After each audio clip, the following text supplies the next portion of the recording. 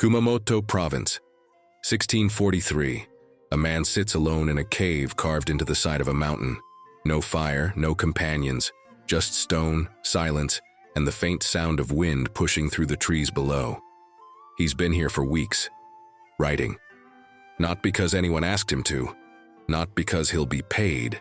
He writes because he knows death is close, and everything he learned through blood and discipline will disappear with him unless he carves it into something permanent.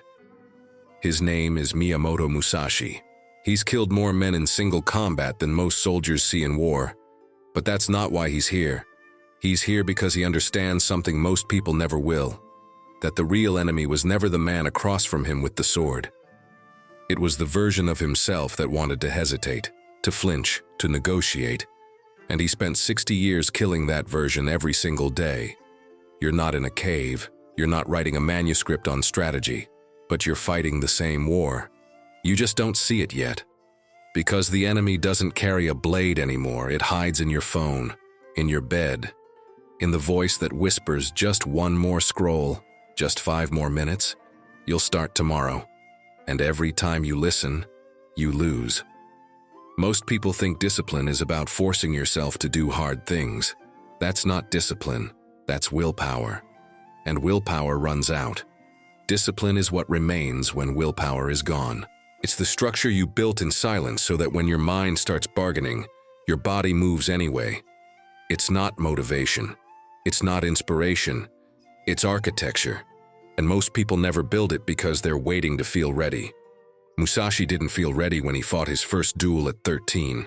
He didn't feel ready when he walked into Ganryu Island to face Sasaki Kojiro, one of the most feared swordsmen in Japan. He went anyway. Not because he was fearless, because he had already decided that feelings don't vote. You haven't decided that yet. That's why you're the same person you were 3 months ago, 6 months ago, a year ago. You keep thinking about change. Musashi didn't think. He moved.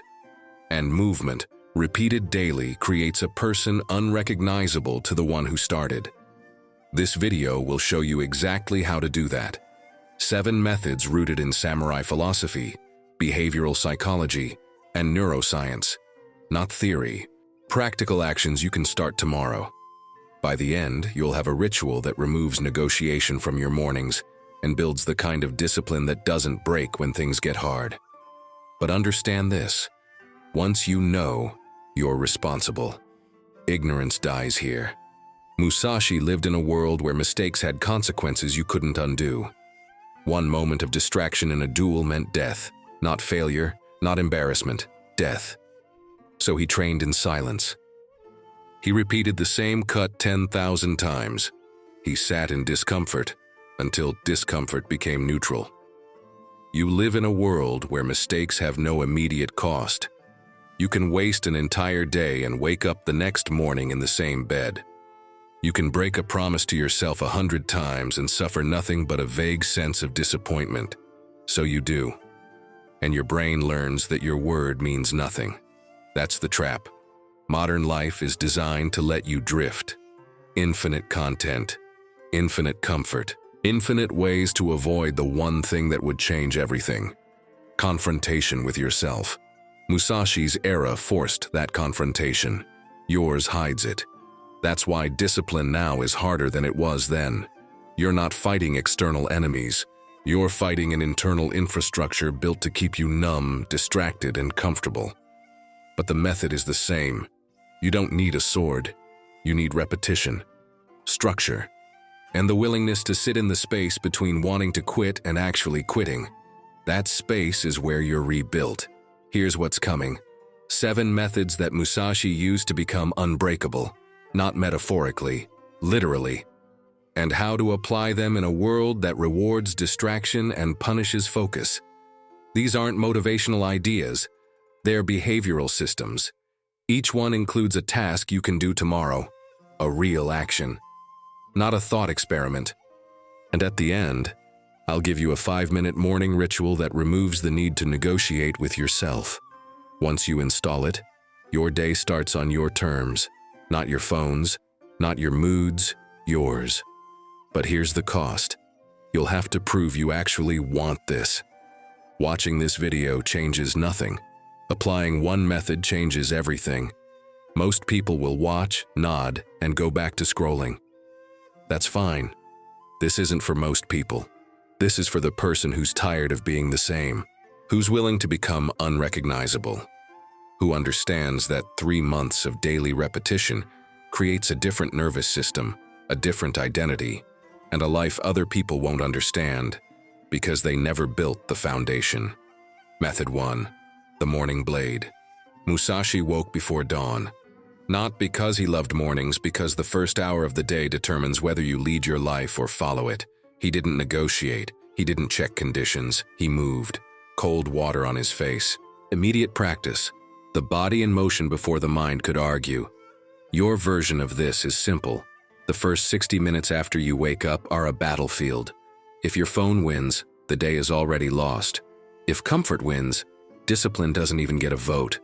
You have to create a sequence that doesn't require decision-making. A sequence that happens whether you feel like it or not. Here's how it works. Tonight, before bed, decide on 3 actions, not goals. Actions. Physical, non-negotiable, no phone movements. Cold shower, 20 push-ups, 5 minutes of stillness. Write them down. Put the list where you'll see it the moment your eyes open. Tomorrow morning, the only job is execution. No thinking, no scrolling, no checking what you missed. Just move through the sequence. Your brain will resist. It will offer you 10 reasons to wait. Ignore them. This isn't about feelings. It's about proving to your nervous system that you keep your word. Do this for 30 days, and your relationship with discomfort changes. You stop seeing hard things as obstacles. You see them as proof that you're not controlled by comfort anymore. That's the beginning of becoming unrecognizable. Method 2. Silence as training. Musashi spent years in isolation, not because he hated people, because noise drowns out the signal. And most people live in so much noise they never hear what their mind is actually saying. You're surrounded by content, podcasts, videos, music, notifications. It's constant and it's not neutral. Every piece of input shapes how you think, what you want, and whether you believe your own thoughts matter. Musashi believed silence was where discipline lived, not in motivation, in the space where there's nothing to distract you from the gap between who you are and who you claim you want to be. Modern translation. Create 1 hour of input silence every day. No podcast, no music, no video. Just you and whatever task is in front of you. Walking, cleaning, eating, working, doesn't matter. The task isn't the point. The silence is. Your brain will panic at first. It will tell you this is boring, uncomfortable, pointless. That's the addiction talking. Your nervous system has been conditioned to expect constant stimulation. You're not bored. You're in withdrawal. Sit in it. Let the discomfort be there without fixing it. After 2 weeks, something shifts. You start hearing your own thoughts again. You notice patterns. You see where you've been lying to yourself. And that awareness is the only thing that creates change. Discipline doesn't come from motivation. It comes from knowing yourself clearly enough that excuses stop working. Method 3. Train the thing you avoid. Musashi didn't just practice what he was good at. He trained his weaknesses until they stopped being weaknesses. He fought with his left hand. He used broken tools. He put himself in positions where winning required adaptation, not comfort. You do the opposite. You avoid the thing that's hard. You tell yourself you'll get to it later. You pick the easier version. And every time you do, your brain learns that difficulty is something to escape, not something to move through. Here's the rule. Identify the one task you've been avoiding for weeks. The conversation, the project, the habit. The thing you know would change your situation but feels too uncomfortable to start. That's your training ground. Tomorrow, do it first, not after you warm up, not after easier tasks. First, when your willpower is highest, 15 minutes, no negotiation, no conditions. Just direct contact with the thing your mind has been protecting you from. It won't feel good. That's not the point. The point is teaching your nervous system that discomfort is not danger, that hard things don't break you, that you can function outside your comfort zone. Do this daily, and within 3 months, your tolerance for difficulty will be unrecognizable. Things that used to stop you become neutral, and neutral means you move through them without drama. That's not motivation. That's rewiring. Method 4. No second arrows. Musashi understood that the fight isn't the injury. It's your reaction to the injury. You're hit by an arrow. That's pain. Real. Immediate. But then you shoot yourself with a second arrow. The story about what it means. I always fail. I'm not disciplined. This is proof I'll never change. That second arrow does more damage than the first. Modern version. You break a commitment. You skip a workout. You waste an afternoon. That's one mistake, one arrow. But then you spiral. You tell yourself you're weak. You decide the whole system is broken. You give up. That's the second arrow, and it's the only one you control. Here's the practice. When you fail, because you will, you get 60 seconds. Feel the frustration, acknowledge the mistake, then close it. No story, no identity crisis. Just that happened. What's the next right action? Write this down. 1 mistake is data, 2 mistakes is a choice. A pattern starts at 3. If you miss once, return immediately. No delay, no negotiation, no waiting for Monday. The moment you delay return, you're teaching yourself that failure has no cost. And when failure has no cost, discipline has no foundation. Musashi didn't dwell. He corrected. He moved. That's the only way forward. Method 5. Death as advisor. Musashi kept death close, not as fear, as clarity. He knew that every morning could be his last, and that knowledge removed everything that didn't matter. You live like you have infinite time, so you waste it. You scroll, you delay, you tolerate situations and habits you know are killing you slowly, because there's no urgency, no deadline, no consequence. Here's the exercise. Set a timer for 5 minutes. Sit somewhere quiet. Close your eyes, and imagine, in detail, that you have 6 months left. Not as punishment, as information. 6 months. Everything after that is gone. What changes? Who do you call? What do you stop tolerating? What do you finally start? Write it down. Then ask yourself, if those things matter in 6 months, why don't they matter now? Most people avoid this exercise because it's uncomfortable. That discomfort is the point. It burns away the noise. It shows you what actually matters. And once you see it, you can't unsee it. Musashi said, think lightly of yourself and deeply of the world. He meant your ego is temporary. Your time is limited. Stop protecting feelings and start protecting time. Do this once a month. It recalibrates everything. Method 6. One thing until it's done. Musashi didn't dabble. He didn't try 5 different sword styles at once.